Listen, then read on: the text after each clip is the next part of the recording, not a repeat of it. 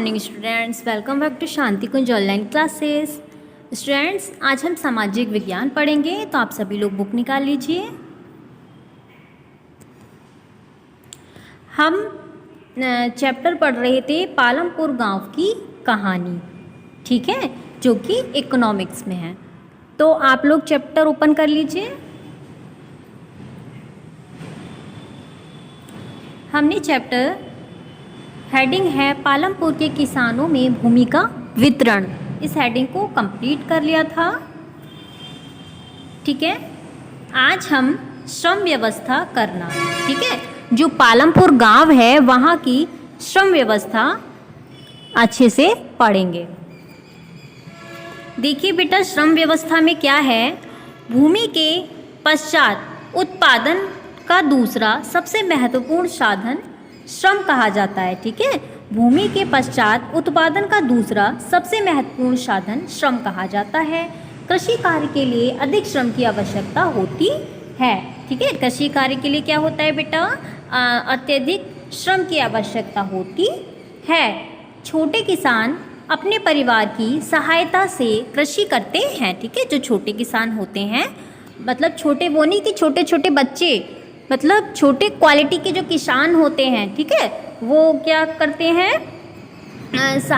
अपने परिवार की सहायता से कृषि करते हैं, ठीक। वो क्या करते हैं कि उनके घर में जितने भी लोग हैं, चाहे बच्चे हैं चाहे बड़े हैं, वो हर किसी को ले जाते हैं खेत पर और सबके साथ मिलकर किसानी करते हैं। इस तरह से वे खेती के लिए आवश्यक श्रम की आवश्यकता व्यवस्था खुद ही करते हैं, ठीक। लेकिन मझौले और बड़े किसान, ठीक है, मझौले मतलब बीच के, और बड़े किसान अपने खेतों में कार्य करने के लिए दूसरे मजदूरों पर निर्भर रहते हैं। जो बीच के मझौले और जो बड़े क्वालिटी के किसान होते हैं, वो क्या करते हैं, वो लोग जो अपना कृषि कार्य होता है वो मजदूरों से कराते हैं, वो दूसरों के ऊपर डिपेंड रहते हैं, दूसरों पर निर्भर रहते हैं, तथा अन्य मजदूरों को मजदूरी देकर कार्य कराते हैं। और अन्य मजदूरों को क्या करते हैं बेटा, मजदूरी देकर कार्य कराते हैं। कृषि श्रम की व्यवस्था भूमिहीन ग्रामीण परिवारों तथा सीमांत किसानों द्वारा की जाती है, जिनकी भूमि उनके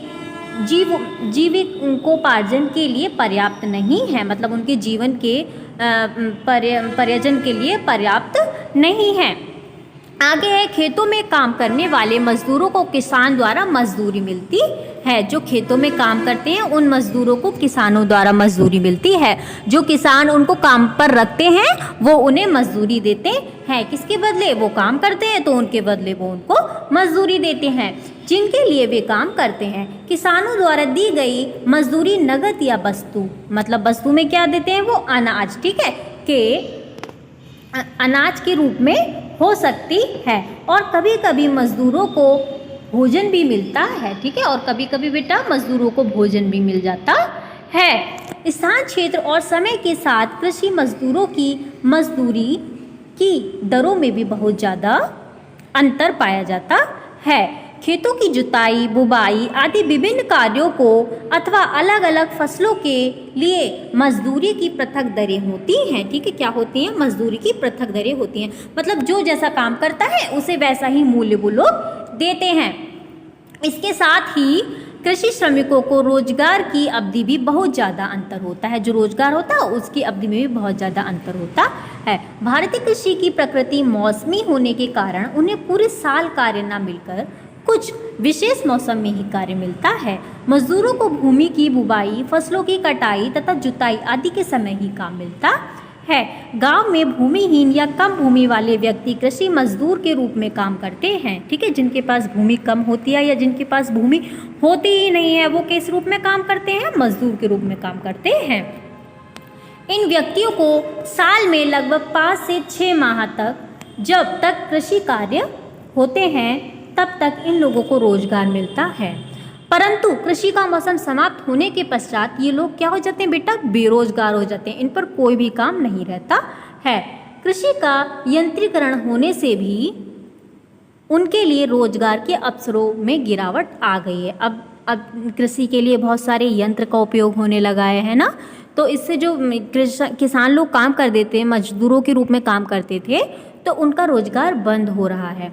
कृषि श्रमिकों को कठिन परिश्रम करने पर भी बहुत कम मजदूरी दी जाती थी। वो लोग बहुत ज़्यादा कठिन परिश्रम करते थे। देखा है बेटा आप लोगों ने, किसान कितनी धूप में काम करते हैं, चाहे कितनी भी धूप हो, चाहे कितनी भी बारिश हो, वो लोग काम करते हैं ना, कितना कठिन परिश्रम करते हैं, और फिर भी उनको क्या होता था, उनको जो वेतन मिलता था वो कम देते थे। कृषि क्षेत्र में रोजगार के अवसरों का अभाव है, अतः वे उचित मजदूरी के लिए मोलभाव करने में असमर्थ रहते थे और वो मोलभाव नहीं करते थे। सरकार ने न्यूनतम मजदूरी अधिनियम के अंतर्गत कृषि श्रमिकों के लिए मजदूरी को न्यूनतम दरें निश्चित कर दी हैं। जो कृषि मजदूर हैं उनको सरकार ने न्यूनतम दरें मजदूर कर दी हैं। ठीक है, आगे है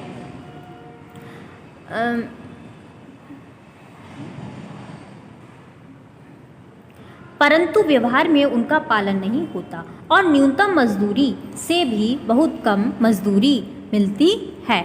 मजदूरी कम होने के कारण ये सदैव ऋणग्रस्त रहते हैं। इस प्रकार ग्रामीण क्षेत्र के इन व्यक्तियों को अधिक गरीब श्रेणी में रखा गया है। डाला भूमिहीन मजदूरी हैं जो पालमपुर के मजदूर करता है, उसे निरंतर कार्य खोजते रहना पड़ता है। सरकार द्वारा खेतों में कार्य करने वाले मजदूरों के लिए एक दिन का न्यूनतम वेतन 300 रुपये निर्धारित है, लेकिन डाला में 160 रुपये ही मिलते हैं। पालमपुर में खेतिहार मजदूरों की संख्या बहुत कम है, जिससे उनमें स्पर्धा बनी रहती है और वे कम वेतन में भी काम करने को तैयार हो जाते हैं। डाला अपनी स्थिति के बारे में रामकली से शिकायत करता है, जो कि एक अन्य खेतिहार मजदूर है। ये दोनों गांव के निर्धन मजदूरों में से हैं। आगे है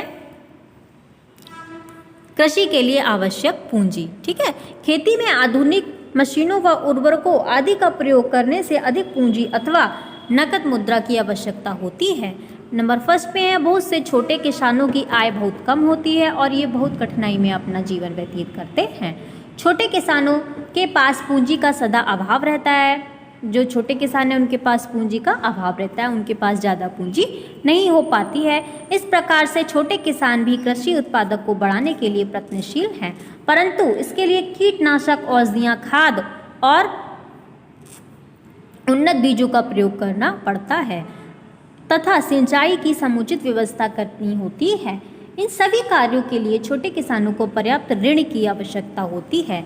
छोटे किसानों को बैंक आदि से ऋण मिलने में बहुत विलंब भी होता है। छोटे किसानों को बड़े किसानों, साहूकारों अथवा आवश्यक व्यापारियों से ऋण लेना पड़ता है, मतलब उधार, मतलब कर्ज लेना पड़ता है। ठीक है, तो इन ऋणों पर ब्याज की दरें काफ़ी ऊंची होती हैं। वो लोग जब उधार लेते हैं तो वो लोग क्या करते हैं, ब्याज के तौर पर इन लोगों को उधार देते हैं, जिससे इनका रुपए होता है। ब्याज का मतलब बेटा रुपए हम ले रहे हैं किसी से उधार और हम उसको टाइम दे देते हैं कि इतने समय तक हम रुपए आपको देंगे और तब तक वो जितना चाहें उतना ब्याज लगा सकते हैं। जितना भी ब्याज आपको बता दें उतना ब्याज आपका निरंतर बढ़ता चला जाएगा। ओके, आगे है जिससे वे उत्पादक अधिक करते हैं। ठीक है, सेकंड में है मझौले व बड़े किसानों के पास भूमि अधिक होती है। जो मझौले किसान होते हैं और बड़े किसान होते हैं उनके पास क्या होता है, भूमि अधिक होती है, जिससे वे उत्पादन अधिक करते हैं। भूमि अधिक होने से बड़े किसानों की स्थिति संतोषजनक है। बड़े किसानों को बैंकों, सरकारों, संस्थाओं आदि से सरलता से कम ब्याज पर ऋण मिल जाता है। मध्यम वर्गीय व बड़े किसान अपने उत्पादन की बचत से ही पूंजी की व्यवस्था कर लेते हैं। अब ये सविता की कहानी है। सविता एक लघु किसान है। ठीक है, वह अपने 1 हेक्टेयर जमीन पर गेहूं उत्पन्न करने की योजना बनाती है। बीज और कीटनाशकों के अतिरिक्त उसे पानी व खेती के औजारों के लिए नगद रुपए की जरूरत है। सविता का अनुमान है कि कार्यशील पूंजी के रूप में 3000 रुपये चाहिए। तेजपाल सिंह कविता को 24% की दर पर 4 महीने के लिए ऋण देने को तैयार हो जाता है, जो ब्याज की एक बहुत ऊंची दर है। सविता को यह भी वचन देना पड़ता है कि वह कटाई के मौसम में उसके खेतों में एक श्रमिक के रूप में 100 रुपये प्रतिदिन पर कार्य करेगी। आप भी यह कहते हैं कि यह मजदूरी बहुत कम है। वह जानती है कि उसे अपने खेत की कटाई पूरी करने में काफ़ी मेहनत करनी पड़ेगी और उसके पश्चात तेजपाल के खेतों में भी कार्य करना होगा। कटाई का यह समय बहुत व्यस्त होता है। 3 बच्चों की माँ के रूप में उस पर घर के कामों की भी बहुत जिम्मेदारी है। सविता इन कठोर शर्तों को मानने के लिए तैयार हो जाती है क्योंकि उसे मालूम है कि छोटे किसानों को कर्ज मिलना बहुत कठिन है। आगे है अधिशेष मतलब बचे हुए कृषि उत्पादकों का विक्रय। किसानों ने उत्पादन के सभी साधनों का प्रयोग करके अपने भूमि में गेहूं पैदा किया है। गेहूं की कटाई की जाती है और उत्पादन पूर्ण हो जाता है। इसके पश्चात किसान परिवार के उपभोग के लिए कुछ गेहूं रख लेते हैं। ठीक है, वो लोग अपने परिवार के लिए उपभोग के लिए कुछ गेहूं रख लेते हैं और बचे हुए गेहूं को बेच देते हैं। सविता और रामदास के बेटों जैसे छोटे किसानों के पास बहुत कम अधिशेष गेहूं होता है क्योंकि उनका कुल उत्पादन बहुत कम होता है तथा इसमें से एक बड़ा भाग वे परिवार की आवश्यकताओं के लिए रख लेते हैं। इसलिए मझौले और बड़े किसानों के बाजार में गेहूं की पूर्ति करते हैं। बाजार में व्यापारी गेहूं खरीदकर उसे आगे कस्बों और शहरों के लिए देते हैं। एक बड़े किसान तेजपाल सिंह को अपनी समस्त भूमि में 350 क्विंटल अधिशेष गेहूं प्राप्त होता है। अपने अतिरिक्त गेहूं को बजट बेच देता है और अच्छी कमाई करता है। ठीक है, अपने गेहूं को वो क्या करता है, वह बेच देता है और वह अच्छी कमाई करता है। पिछले वर्ष तेजपाल सिंह ने अपना अधिकांश पैसा बैंक के खाते में जमा कर दिया था। बाद में वह इस पैसे का उपयोग सविता जैसे जो गरीब लोग होते हैं उनके प्रयोग में देने में करता है। उसे बचत का उपयोग अगले मौसम की खेती के लिए कार्यशील पूंजी की व्यवस्था करने में भी किया। इस वर्ष तेजपाल एक और ट्रैक्टर खरीदने की योजना बना रहा है। इससे उसकी स्थिर पूंजी में वृद्धि हो जाएगी। ठीक है, आगे हेडिंग है पालमपुर में गैर कृषि क्रियाएं। पालमपुर में खेती की प्रमुख उत्पादन क्रिया है, लेकिन 25% लोग कृषि के अतिरिक्त अन्य गैर कृषि कार्य करते हैं जैसे कि डेयरी। ठीक है, फर्स्ट नंबर पर डेयरी। पालमपुर के कई परिवारों में डेयरी का कार्य होता है। अपनी भैंसों को अच्छी घास और बरसात के मौसम में उगने वाला खिलाते हैं। दूध को निकट के बड़े गांव रायगंज में बेचते हैं। शाहपुर शहर के 2 व्यापारियों ने रायगंज में दूध संग्रहण एवं शीतलन दूध दूर दराज के शहरों और कस्बों में भेजा जाता है। ठीक है, डेयरी में क्या होता है, डेयरी में दूध ही तो बेचा जाता है।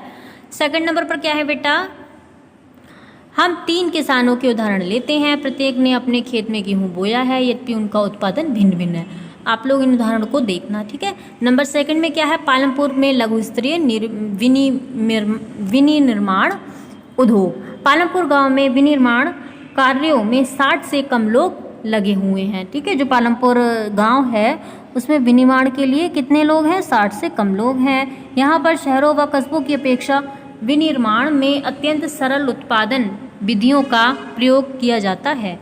औद्योगिक केंद्रों तथा शहरों में इस तरह का उत्पादन बृहद पैमाने पर आधुनिक कारखानों में होता है, लेकिन हमारे देश में ग्रामीण क्षेत्र में उद्योग बहुत ही छोटे पैमानों पर ग्रामोद्योग के रूप में चलाए जाते हैं। पालमपुर गांव में भी कुछ छोटे मोटे उद्योग हैं जिनका संचालन परिवार के सदस्यों की मदद जैसे साधारण औजारों से किया जाता है। इनमें प्रायः भाड़े के श्रमिक का प्रयोग किया जाता है। ठीक है, भाड़े का मतलब बेटा जिन्हें डेली रुपए मिलते हैं, और ठेके का जिन्हें तय कर लेते हैं और जब काम पूरा हो जाता है या वो लोग आपसे एक डेट तय कर लेते हैं तब होता है। ठीक, तब उनको रुपए दिए जाते हैं।